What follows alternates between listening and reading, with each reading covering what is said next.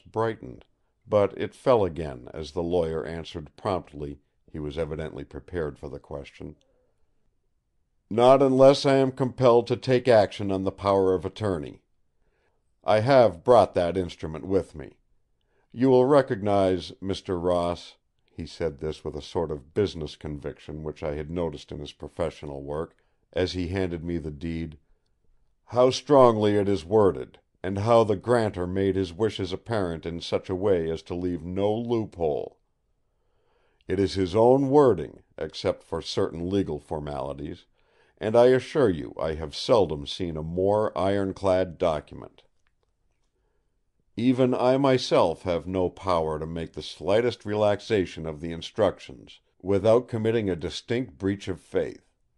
And that, I need not tell you, is impossible." He evidently added the last words in order to prevent an appeal to his personal consideration. He did not like the seeming harshness of his words, however, for he added: "I do hope, Miss Trelawny, that you understand that I am willing, frankly and unequivocally willing, to do anything I can, within the limits of my power, to relieve your distress. But your father had, in all his doings, some purpose of his own which he did not disclose to me. So far as I can see, there is not a word of his instructions that he had not thought over fully. Whatever idea he had in his mind was the idea of a lifetime. He had studied it in every possible phase, and was prepared to guard it at every point. Now, I fear I have distressed you, and I am truly sorry for it, for I see you have much, too much, to bear already.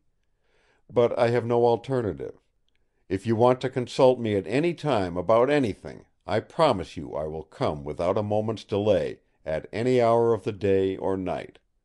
There is my private address." He scribbled in his pocket-book as he spoke.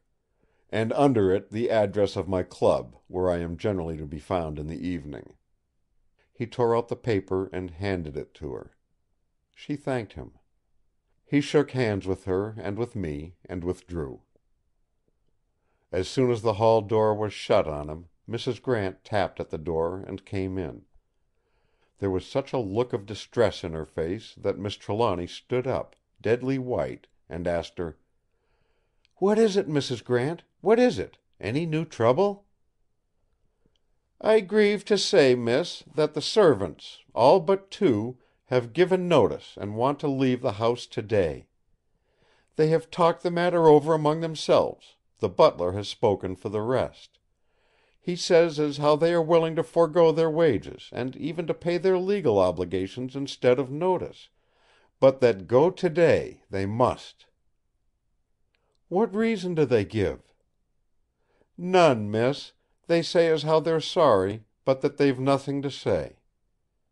I asked Jane, the upper housemaid, miss, who is not with the rest but stops on, and she tells me confidential that they've got some notion in their silly heads that the house is haunted."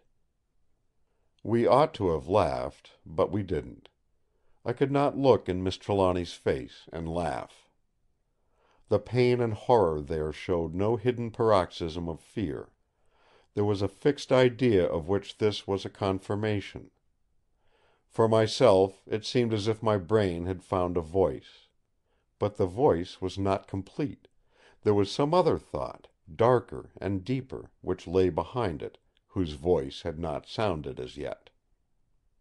End of Chapter 5. Recording by Roger Moline.